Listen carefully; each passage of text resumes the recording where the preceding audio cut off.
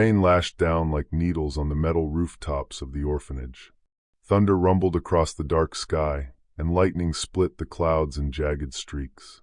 The children were huddled together in the common room, their eyes wide, listening to the storm's fury, but one child stood apart, by the window, unmoving, staring into the night. His name was Arv, quiet, wiry, and often overlooked. At 13, he had no known family, no history anyone could trace. He had come to the orphanage 5 years ago, found wandering alone near a highway after a massive lightning storm had destroyed a nearby village. No one knew how he had survived.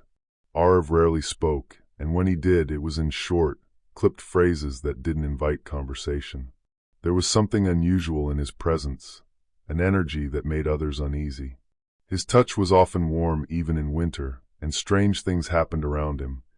Light bulbs flickered when he walked into rooms, radio static hummed without reason, and sometimes the TVs changed channels on their own when he passed by. That night, as the lightning grew more violent, Arv felt something stir deep inside him. His fingertips tingled, the air around him vibrating with static. His breath caught in his throat as a bolt of lightning struck the iron fence of the orphanage, sending a shockwave of light and heat into the ground. The others screamed, ducking for cover. But Arv didn't flinch. His eyes stayed on the sky, wide and unblinking. And then it happened. Another bolt came, brighter than the last, aimed directly at the orphanage. Time seemed to freeze. Arv raised his hand, almost without thinking. The lightning hit him, but instead of burning him alive, the electricity danced around his body, wrapping him in a cocoon of white-blue light. The room lit up as if it were midday. The children stared, paralyzed with fear. Arv didn't fall. He stood there, surrounded by a storm of energy, eyes glowing with the same electric fire. Then everything went black.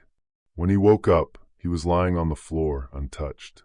The power in the entire building had gone out, but the damage was surprisingly minimal. A few shattered windows, some scorched metal. Nothing else. No one could explain how he survived. The whispers began the next day. "He's cursed," someone said. "He's not human," said another. But Arv knew the truth. He wasn't cursed. He was changing, and something inside him had awakened. Over the following weeks, his powers grew. He discovered he could attract static charges without touching anything. Lights obeyed his thoughts. Small arcs of electricity would leap from his fingers when he got emotional. And if he focused hard enough, he could pull energy from power outlets, fueling himself like a battery.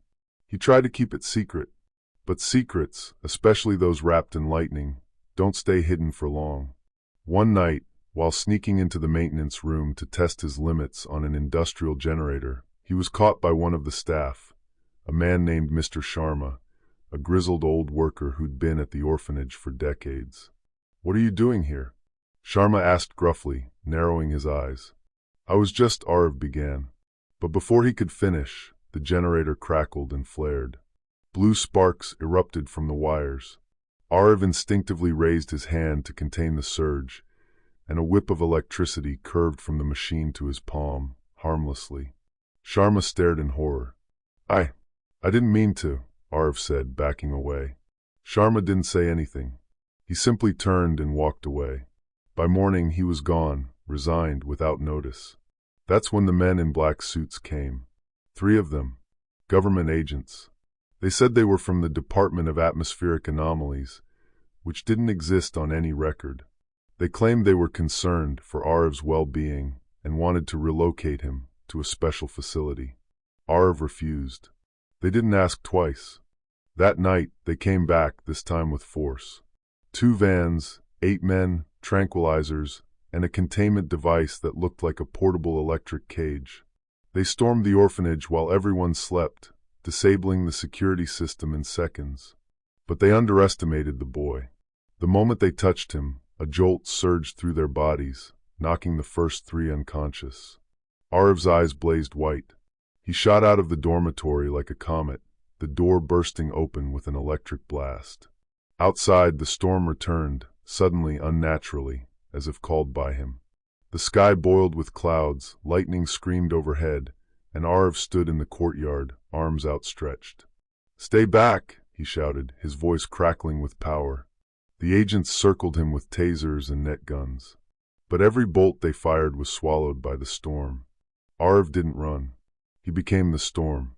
Lightning snaked from the sky into his body, charging him beyond anything he had felt before.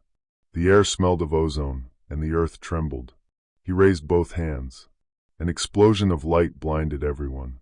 When it cleared, the courtyard was scorched, the vans overturned, and the agents scattered like leaves. Arv was gone. The next few months, his name appeared in conspiracy forums, anonymous news leaks, and encrypted government messages. They called him the Voltage Ghost, a myth made real. Strange blackouts followed his trail. Electrical grids failed in small towns. Surveillance cameras caught glimpses of a shadowy figure walking through transformers unscathed, disappearing into bolts of lightning. But no one could catch him, not even close. In the city of Kanpur, a group of underground hackers known as Shadow Pulse tracked the anomalies. They weren't afraid. In fact, they wanted to find Arv, to help him. They believed the government had known about people like him for years. Experiments, classified files, silenced witnesses. Arv wasn't the first, but he might be the strongest. And he was running out of time. Eventually, Arv allowed them to find him. He walked into their hideout one night, shrouded in static, dressed in scorched clothes, his eyes tired but sharp. "I need help," he said. "They're building something. A machine. To control people like me." The leader of the group, a woman known only as Cypher, looked at him with measured interest. "You're not the only one," she said. Arv's heart raced. "There are others?"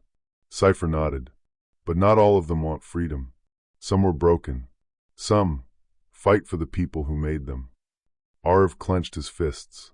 The air sizzled. "Then I'll fight them too," he said. Cypher smiled. "Then we better prepare. War's coming." Over the next weeks, they trained him, physically, mentally, tactically. Arv learned to ground his energy, to create directional blasts, to short-circuit surveillance systems, even to channel bolts like precision weapons. He wasn't just a boy anymore. He was a force of nature. The facility they targeted was deep underground in Himachal Pradesh, code named Project Omega. It was a prison for powered individuals, hidden beneath a fake research lab. Infiltrating it wasn't the hard part. Escaping with the others was. The night they struck, Arv walked into the main control room through the front gate, melting cameras and turning alarms into sparks. Behind him, the other hackers moved through the shadows, disabling doors, downloading files, and sabotaging fail-safes. But the government had been waiting. In the deepest chamber, Arv met his match, an older boy, almost 20, with eyes like molten metal and heat waves rolling off his skin. "You're like me," Arv said. "No," the other boy growled. "I'm better." They fought, fire against lightning. Steel walls twisted and melted. Sparks flew like fireworks. Each blast shook the underground facility. Arv had never felt such pressure. His opponent was brutal, relentless, a weapon forged by the very people he now defied. But Arv wasn't alone. Cypher's team disrupted the power grid, throwing the entire base into darkness. In that void, Arv thrived. He reached deep within, found the storm inside him, and let it surge. His final strike was not a bolt, but a wave, a living current that swept through every corridor, disabling every lock, every camera, every machine. When it was over, the facility was silent. Prison doors stood open. Dozens of powered children and teenagers emerged, confused, scared, but free. Arv stood at the center, trembling, glowing faintly. He had done it, but he knew it wasn't the end. The government wouldn't stop. The agents would return. And now, they'd be hunting more than just him. But for the first time in his life, he wasn't running. He was leading. And somewhere in the distant sky, thunder rolled, not from nature, but from him. A storm was coming, and its name was Arv.